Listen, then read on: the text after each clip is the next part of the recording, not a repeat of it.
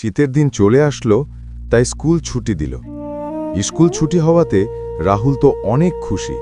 সে মনস্থির করেছে দাদু বাড়ি গিয়ে অনেক দিন এবার থেকে আসবে।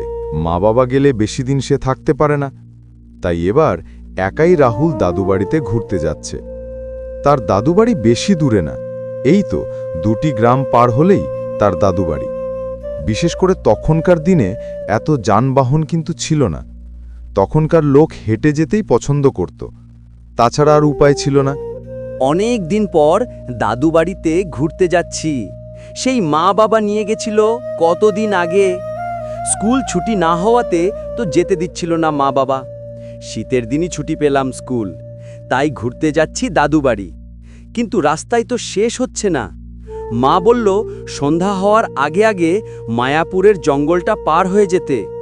কেন যে একা আসলাম, মা বাবার সাথে আসলেই মনে হয় ভালো হতো। না, বেশি ভাবলে হবে না, তাড়াতাড়ি পা চলাই। এদিকে রাহুলের বাবা আর তার মা আর তার ছোট বোন অনেক চিন্তায় পড়ে গেল যে তাদের ছেলের রাহুল এখনো দাদুবাড়ি গেল কিনা। হ্যাঁ গো, তোমার কি একটুও চিন্তা হচ্ছে না ছেলেটাকে একা ছাড়া কি আমাদের ঠিক হলো? সে কি পারবে তার দাদু বাড়ি যেতে? তোমাকে বললাম যে চলো না গো, আমরাও যাই। বাবা অনেক দিন ধরে যেতে বলছিল, 2 দিন থাকতাম আর চলে আসতাম। ছেলেটাকেও একা ছাড়তে হতো না। কিন্তু তুমিই তোমার কাজ নিয়ে পড়ে আছো, ছেলেটার কথা একটুও ভাবছো না। ভাবি গো ভাবি, ছেলেমেয়ের কথাই তো আমি ভাবি। তাকে তো বললাম যে কিছুদিন দাঁড়া, আমরাও ঘুরতে যেতাম একসাথে। কিন্তু তোমার ছেলে কি আমার কথা শোনে গিন্নি? সে নিজের মতো করেই চলে গেল। ও নিয়ে তুমি চিন্তা করো না, ও ঠিক চলে যাবে। না, আমি যাই, মাঠে অনেক কাজ পড়ে আছে। তুমি বেশি ভেবো না, কিন্তু আমাদের ছেলেকে আমি চিনি, সে ঠিক চলে যাবে। তার মা অনেক চিন্তায় পড়ে গেল। ছোট্ট ছেলে পারবে কি যেতে একা? জানো মা, আমি দাদাকে বললাম যে দাদা আমাকেও নিয়ে চল না রে, আমিও যাব দাদবাড়ি। দাদা আমাকে নিয়ে গেল না। আমাকে দাদা বলল, না রে ছুটকি, তুই অনেক ছোট আছিস, তুই মা বাবার সাথে যা। আমি দাদু বাড়ি থেকে তোর জন্য ভালো ভালো খেলনা নিয়ে আসব।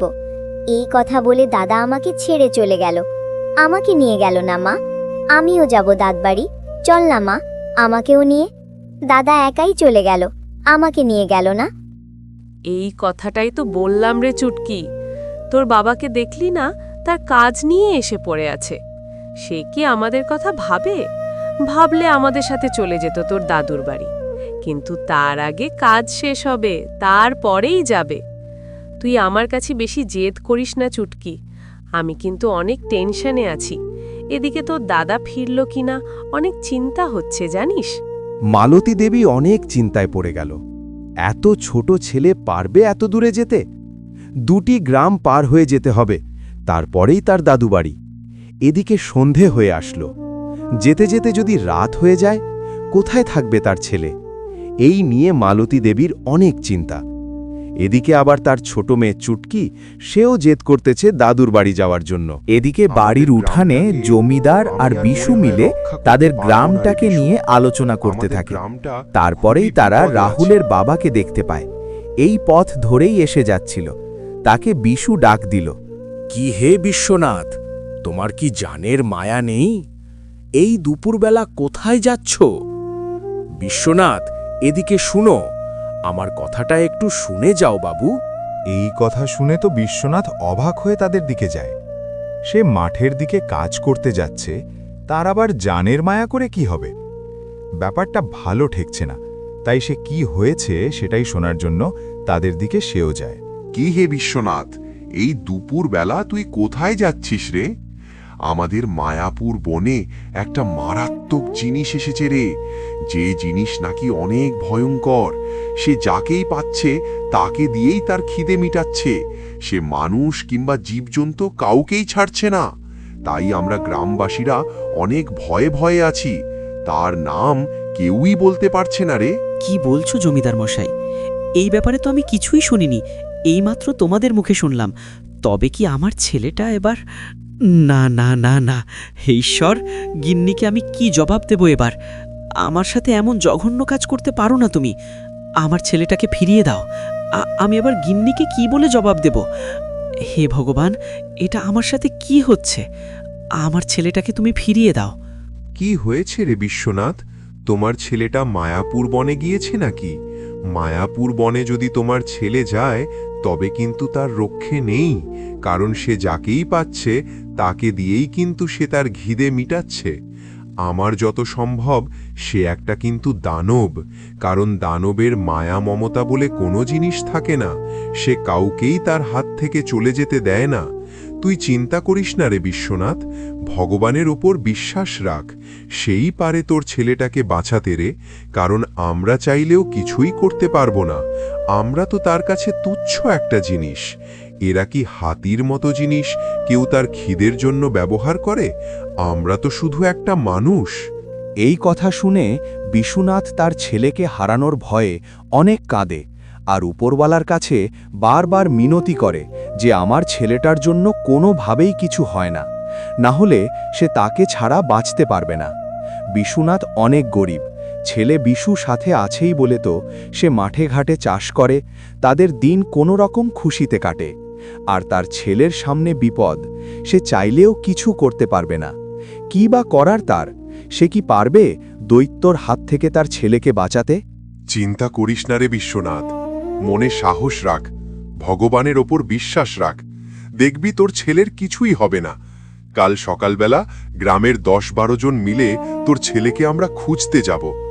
আর কাঁদিস না রে বিশ্বনাথ, তোর কান্না আমার সহ্য হচ্ছে না। কি বলছো জমিদার মশাই? কাল অবধি অপেক্ষা করে থাকলে আমার ছেলেকে আমি আর কোনোদিন খুঁজে পাবো না। আমি আজকে যাব আমার ছেলেকে খুঁজতে। আমার ছেলের জায়গায় যদি তোমার ছেলে থাকতো জমিদার মশাই, তবে কি তুমি এই কথাটা বলতে পারতে? আমি কালকের জন্য অপেক্ষা করতে পারবো না। তোমাদের যাওয়ার ইচ্ছা না থাকলে আমি একাই যাব আমার ছেলেকে খুঁজতে। এতে আমার কি হবে আমি নিজেও জানি না। আমি আমার ছেলেকে চাই। কি বলছিস যে বিশ্বনাথ? পাগলামি করিস না। তুই একা তার সাথে কিভাবে পেরে উঠতে পারবি? ও একটা দৈত্য। তুই তার কাছে গেলে শেষমেশ তুইও তার কাছে প্রাণটা হারাবি। তোর তার থেকে বরং আমরা কালকেই খুঁজতে যাব তোর ছেলেকে। ঠিক বলেছে বিশু, আমরা কালকেই তোর ছেলেকে খুঁজতে যাব। আমরা 3 জনে কি করতে পারবো সেই দৈত্য? আমরা কিছুই করতে পারবো না। তার শেষমেশ আমরাও প্রাণটা না হারিয়ে ফেলি। তার থেকে বরং বিশ্বনাথ, আমার কথাটা একটু শোন বাবা, আমরা কালকেই যাব তোর ছেলেকে খুঁজতে। অনেকজন থাকলে আমরা তাকে মারতে তো পারবো না, কিন্তু তাকে ভয় তো দেখাতে পারবো। এটাই আমাদের কাছে অনেক রে।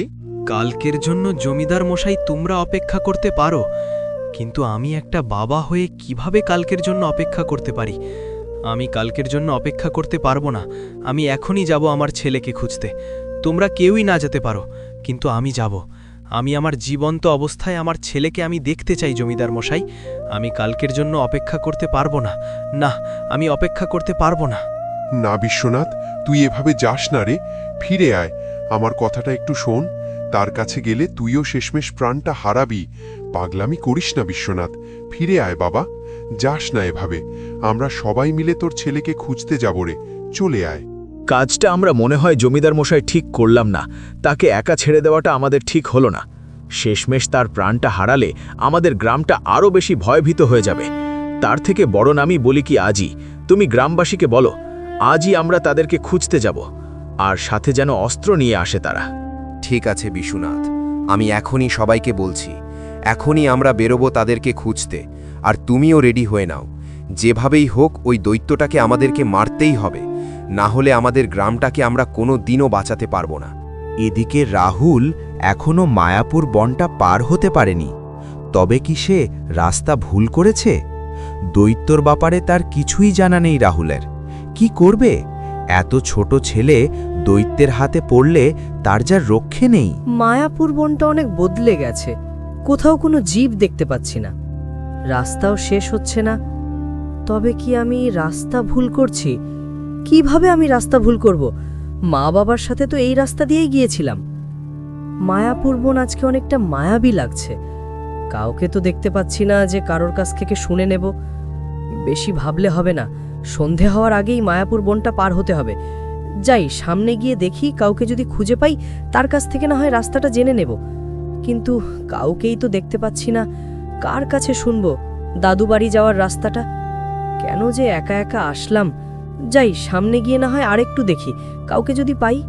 এই কথা বলে রাহুল সামনের দিকে আরও এগিয়ে যায়, কিন্তু সে একটুও জানে না সামনে তার কী বিপদ অপেক্ষা করে আছে। এদিকে দৈত্য বসে আছে শিকারের আশায়। তবে কি আজকের প্রথম শিকার রাহুল, না রাহুলের বাবা? দেখা যাক বন্ধুরা। এদিকে দৈত্যবনের সব পশু পাখিকে খেয়ে সাবার করে দিয়েছে, তবু তার খিদে শান্তি হয়নি। আজকে সে একটা মানুষকেও শিকার করেছে। মানুষ গন্ধ পাচ্ছি আমি। তবে কি এই বনে আরো মানুষ এসেছে? ভালোই হয়েছে, অনেক খিদে লেগেছে আমায়। একটা মানুষকেও তো আমার খিদে মিটেনি, আরো মানুষ খাবো আমি। তবে যদি তাকে হাতের নাগালে পাই বটে। যাই সামনে গিয়ে দেখি, যদি তাকে পাই আমি ঘাড় মোটকে মজা করে খাবো। এই কথা বলে দৈত্য সামনের দিকে মানুষকে খুঁজতে যায়। এদিকে বিশ্বনাথ তার ছেলেকে খোঁজার জন্য সেই পথ ধরেই যাচ্ছিল। যেতে যেতে সে দেখতে পায় বনের দৈত্য একটা মানুষকে শিকার করে খেয়েছে। সে মনে মনে ভাবল যে আমার ছেলেকেই মনে হয় শিকার করে খেয়েছে দৈত্য। তাই বলে তার কাছে গিয়ে বিশ্বনাথ জোরে জোরে কাঁদতে লাগল, আর কাঁদতে কাঁদতে বলতে লাগল, হে ভগবান, তুমি আমার সাথে এমন জঘন্য কাজ করতে পারলে? হায় হায় হায়, এত ছোট ছেলে কি এমন ভুল করেছিল? সে তো ভুল করে তার দাদুর বাড়ি যেতে চাইছিল। তুমি তাকে নিয়ে নিলে। তুমি তাকে কিভাবে মারতে পারো ভগবান? তুমি আমার ছেলেকে ফিরিয়ে দাও। তুমি এতটা নিষ্ঠুর হতে পারো না। আমার ছেলেকে তুমি ফিরিয়ে দাও, তার বদলে তুমি আমার জীবন নিয়ে নাও। আমি আমার গিন্নিকে কিভাবে জবাব দেব? কিভাবে বলবো যে আমি আমার ছেলেকে বাঁচাতে পারিনি?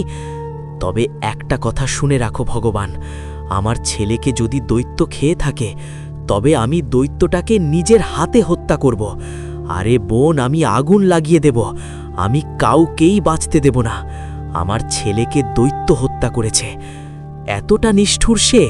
সেই বলে রাহুলের বাবা দৈত্যটাকে খুঁজতে গেল। সে তার ছেলেকে হত্যা করেছে, এবার তাকেও মরতে হবে। আমাদের গল্পটা এখানেই শেষ হয়নি। পরের দৃশ্য দেখার জন্য আমাদের ইউটিউব চ্যানেলটা অবশ্যই সাবস্ক্রাইব করে রাখবেন।